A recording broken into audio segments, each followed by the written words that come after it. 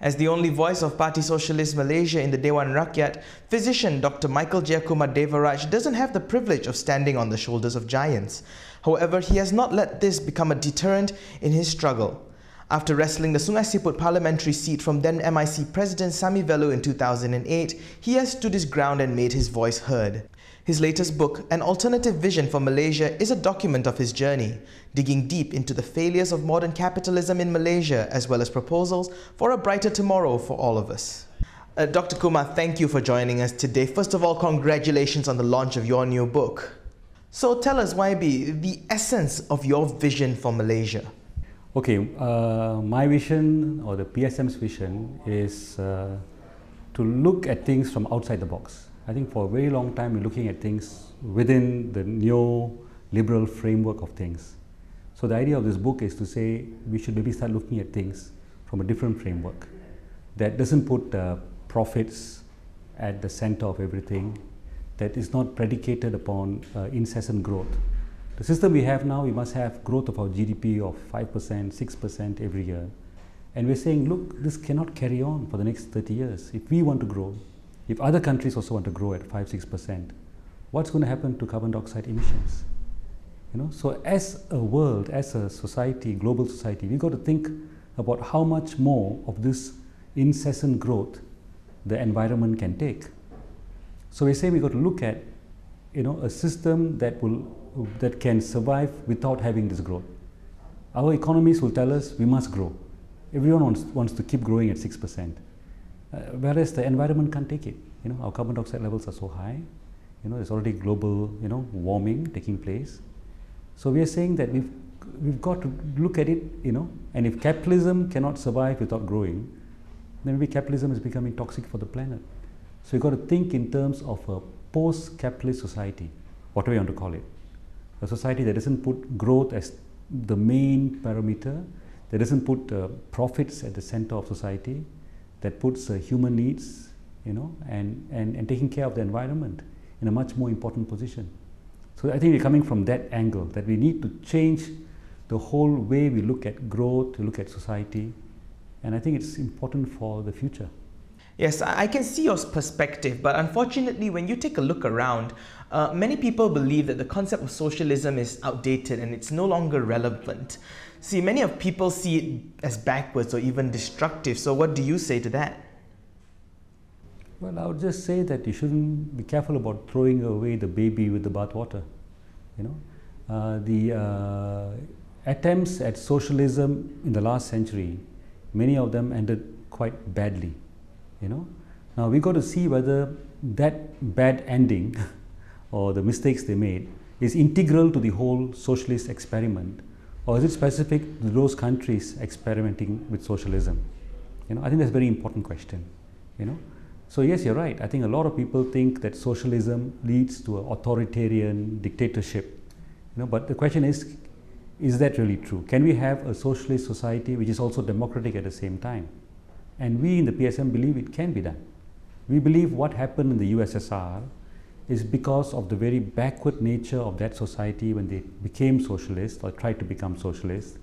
The fact that they were facing a very hostile external environment, the fact that they had to squeeze as much surplus as possible into industrial and military growth in order to survive. I think all these things added to a distortion, you know, a distortion of what they were trying to achieve. It became into quite a grotesque form of socialism. So I think we can't really call it socialism. But to say that all socialist attempts will end like that, I think is jumping the gun. I think we've got to have a look at it and see how can we learn the lessons and do it different this time around.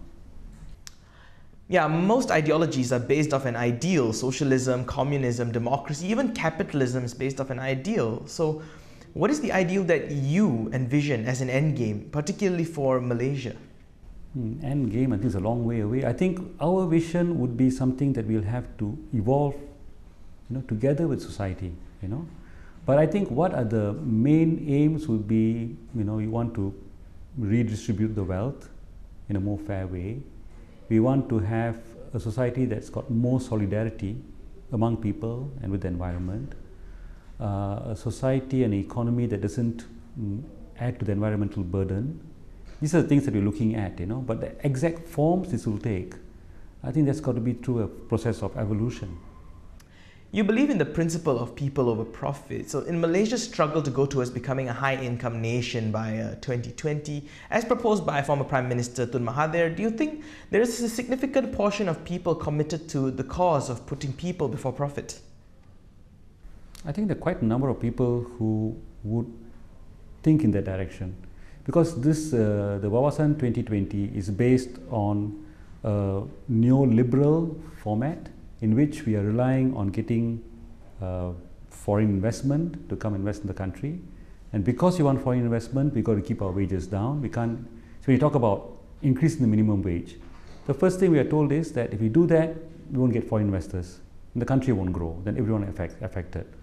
So we are saying, for that particular issue, we are saying, look, if you can't increase minimum wage because of that, it's because if we do increase the minimum wage, we are at a comparative disadvantage, say with Thailand or with Vietnam. So we're scared that the FDI won't come here, they'll go to Thailand or they go to Vietnam. So we're saying, why can't we then think about international strategy where in ASEAN, all the countries, including Thailand, Vietnam, Burma, all the countries together raise minimum wage by 1% or 5% every year, so that there's no comparative disadvantage. And this idea of not having a comparative disadvantage while protecting your workers can actually be shared with the G77, all the developing countries, and saying, look, if we each decrease our corporate tax, if we all control wages so as to get FDI, we are collectively going to the bottom. So why don't we together set some standards of environment, of minimum wages, of corporate tax, so that when I do something to protect my workers, I'm not going to lose FDI to you because you're doing the same thing. You see, we're spending so much time talking about the TPPA. 12 countries meeting so many times, so many people, so much effort on TPPA. We put the same amount of effort among the G77 to say, let's talk about not lowering corporate tax any further. Let's talk about not lowering environmental standards so we can get investments. Let's talk about increasing minimum wages, together. So when the G77 get together and do that, then the big corporate players don't play us off against each other. Now this is the kind of concept we're talking about. We may not say it's very socialist, it's still within the capitalist system, but it's trying to get the developing countries to do things that are good for their people. And we don't think it can be done in just one country. I mean, when the government says if we raise corporate tax and Singapore keeps its corporate tax at 20% and Thailand keeps corporate tax at 20%, we're going to lose foreign investment. That is true. And even Malaysian firms may shift their headquarters to Singapore or to Bangkok so they can get, they can escape paying tax here. So it's true. If you do something here which is pro people and you try and tax the corporate class more, we may lose that capital if we do it as a country, independently, individually.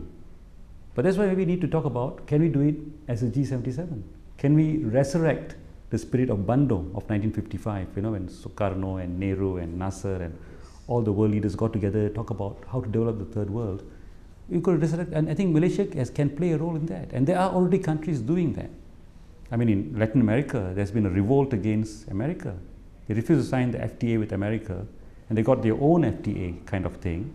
It's no longer FTA, it's a different kind of trade. For example, when Venezuela sells oil cheaply to Cuba, and Cuba sends doctors and nurses and teachers to help out in the poor areas in Venezuela, there's a different kind of relationship going on. So it's already going on, in Latin America. They form their own bank. You look at Syriza now, trying to stand up against the austerity. So we're not alone in this. And I think Malaysia, instead of just jumping into this neoliberal bandwagon, should say, look, why don't we look at these things? And in a way we can do that because we're not so much in debt. I mean, we're a rich country. We're in a position we can do these things. So this is the kind of things that the PSM is wanting to talk about, that we can do these things. There are options. We can't just agree with Thatcher and say there is no other alternative. There are alternatives. And in fact, the survival of humankind depends on us looking at these alternatives, because the world cannot take this kind of growth for the next 30 years, next 50 years. Yes, I agree. It is perhaps true that many people do not see how the real significant damage is done, not to the rakyat, but also to the environment. That brings me to something that's been on the news of late, how Malaysia loves to compare itself to others. The current government is pushing their stance that we are not in a dire situation in terms of our income inequality. So where do you see Malaysia standing in that metric? I think we're still fairly unequal, I think our country, if you look at it from 1970 till now, about 45 years, our GDP per capita, the amount of wealth created, divided by the population per capita, has gone up about sixfold, 1970 to now, in real terms, taking away inflation. So that means our country is more than 6 times richer because the population has increased. So but in per capita has gone up by sixfold. But look at the ordinary people, the bottom 80%, even the middle class. I think they are not living 6 times more comfortably compared to 40 years ago. The amount of debt, in middle class families, the amount of debt we have. Middle class children come out of college with what, 60,000, 80,000 debts that they got to repay. Housing is out of the reach, and so I think that's for middle class children. And how about lower income people? So is this what you say would be the reason for this middle class trap, as they call it? Middle income trap. Middle income trap, yes. So, the middle to upper middle class is trapped in their class range because of their income being unable to proceed. No, I think throughout the world, the increase in the wealth is accumulating in the top 1-2%. And it's happening in this country as well. And when this top 1-2% have a lot of wealth and they can't put it into productive assets like factories, what they do is they put it into property, they put it into into derivatives, they buy land, and the cost of our land in all our cities go up because there are rich people who want to buy apartments as an investment and they leave it empty because they think it will appreciate over time. So because of this need for this market for expensive apartments, the price of land goes up. And it's not only Malaysians who are buying this, also foreigners come here and buy property in Malaysia. We go and buy property in London. Our Felda and other groups have gone and bought property in London. So now housing is no longer seen as a need. It's seen as an investment. But that actually, when our companies go and buy property in other countries, we're pushing up the price of land, and the ordinary people there, even the middle class there, are affected by this. So one of the problems is there's too much surplus funds in the hands of the top 1%. And because of the distribution of wealth in the world, there's insufficient buying power in the rest of us. So a person with surplus funds can't invest it in making more cars or more clothes because the market for cars and clothes is already saturated. So they got to find other places to put it. So property is one way to put the surplus funds. So I think so actually PSM and many other left groups say we got to tax the rich more. We got to have some kinds of property gains tax. We got to have an inheritance tax. We should have this Tobin, James Tobin, the Nobel Prize laureate. He talked about having a tax on financial transactions. We've got to do that because the distribution of income is so skewed, and it's making the whole system, actually, even the capitalist system is dysfunctional. There's too much surplus, they can't invest it, so they go and play the shares, they play the derivatives, they play the future markets, and the whole thing is very volatile, So even for capitalism, this distribution of wealth is bad for it.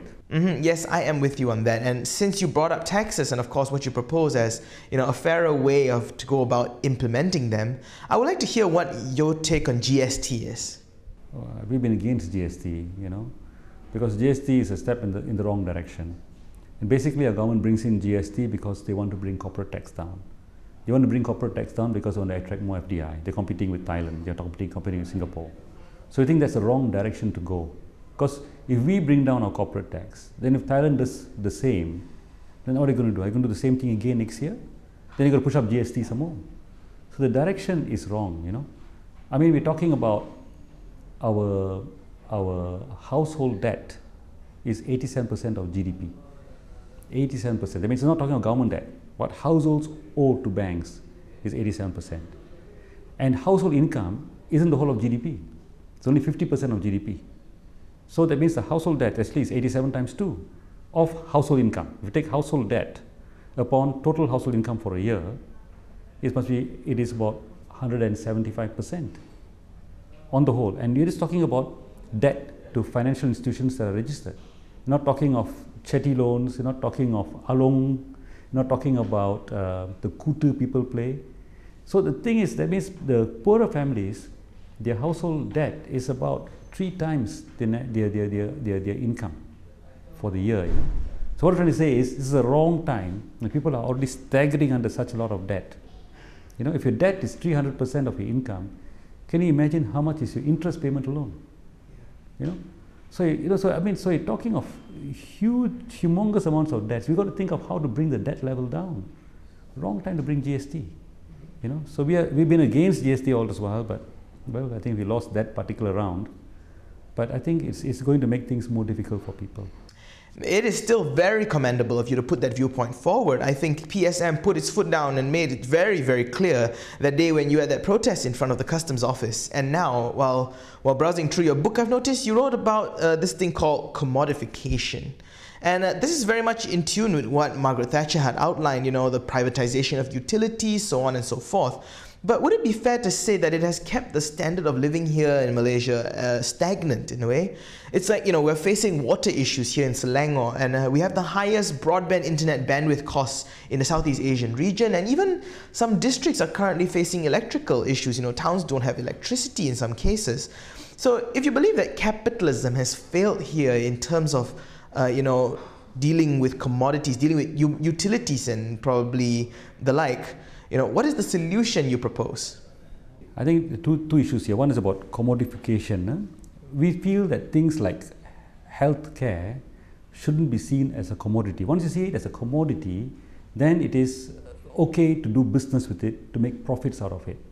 So you're saying that certain things which are very basic needs like education, transport, housing, healthcare, water, should not be seen as something that for-profit institutions get in for the purpose of making profits. So I think all these things should actually be provided at cost or maybe cost plus by non-profit institutions. And we think that these institutions should be run in a democratic way, in a transparent way, in a way in which people can know how their money is being used. You know, and we've got to think of how we can get local participation in these boards of the utilities, for example. How we get local participation in the running of hospitals, in the running of the education system, and as well as the workers in those institutions also. So you've got to think of a way how we can democratize monopolies, you know, oligopolies, you know, and make it more transparent. So it's run, so it can't be a bureaucratic state running everything. That'll be bad, because I think once you give too much power to anyone, after a while they tend to go bad. And that's one of the, human beings are not angels. It's human nature. I mean, it's good in man, but it's also selfishness in man. So I think we cannot just rely on the good in man and have institutions. There's also selfishness, and power corrupts. So having that in mind, we have institutions by which you have participation by the community, by the workers. You have limitations of terms, you have transparency, you have the asset declaration for people running these institutions. We've got to have all these things put together in a mix. So that's the kind of model we're talking about, that basic needs are not treated as commodities that can be given to the private sector. I see. So to wrap this up, I asked you earlier about your vision, and you certainly know where you want to be. That's really good, you know. And right now, where do you place yourself on the road? It is certainly an uphill struggle. There's going to be many, many challenges along the way. I think developing an alternative is work in progress, you know. And I think since the party was formed in '98 till now, it's almost 20 years now, I think we've come a reasonable way. Because now I think we can say, look, there's a need for alternative, and we can put it forward. And at least we're getting some response from people. I think about 20 years ago, it was like a bad word, you know, it's like it's failed, you know, why even talk about it? Yeah, you know? that's very true, you know. As discussed earlier, there are far too many distorted images of socialism going around. You know, there's already a handicap in place for them, you know, it's harder for them to get back on the level of something as so-called credible as capitalism. I mean, I think we've got to take on board that there were mistakes.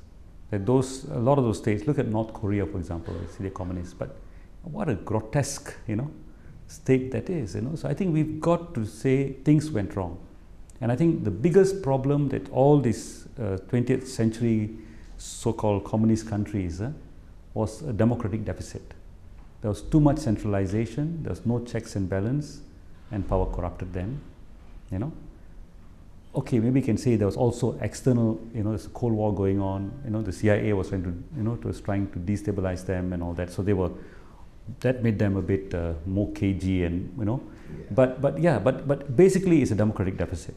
So now if we're going to redo this, retry it again this century, then we've got to see how to really democratize it and make sure there is, you know, various steps to make sure that there's no small clique that actually runs the country, that you must keep it open, there must be democracy, there must be, you know, limitation of terms, for example. I mean, I think in the last 100 years, we've seen how that can be done. So we must see how we can implement that. I think so too. It's definitely a struggle, but it's for a noble cause, and I wish you all the best in it. It reminds me a lot about this comic I read when I was a kid. It talks about this kid who just graduated from college, and he's carrying a big dumbbell on his back that read student loans on it. And his father comes up to him and says, hey, be grateful for an education. Back then we started with nothing. And the kid turns to his dad and says, you know, hey, I wish I could start with nothing as well. True. So you're right. I think we got to work together, take what went right, and then see what went wrong, and then go from there. And it's a work in progress. Not that we in the PSM have got a blueprint and say, look, everything is here. We don't. We roughly know which way we got to go, you know. But I think it's got to be through participation of many other groups and people and through discussion. So the idea of the book actually is to open up that and say, look, let's look at the whole thing through a different prism, through different lenses, and see where can we go. But I think what we're saying is this paradigm of profits very important, FDI very important, must get more investors, must make more growth. That whole paradigm has got to be challenged and replaced. Yep, the journey is far from over. Dr. Kumar, Parti Sosialis Malaysia, MP for Sungai Siput, thank you very much for joining us today. Thank you.